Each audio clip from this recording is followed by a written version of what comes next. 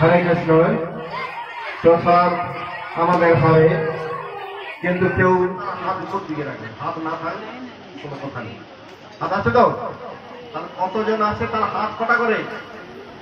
দুটো করে হাত, দুটো করে হাত ডবল কত হাত হবে? হাত উপর দিকে উঠছে না কেন?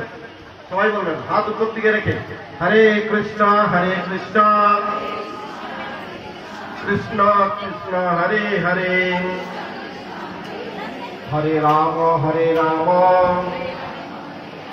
রাম রাম হরে হরে, হরে কৃষ্ণ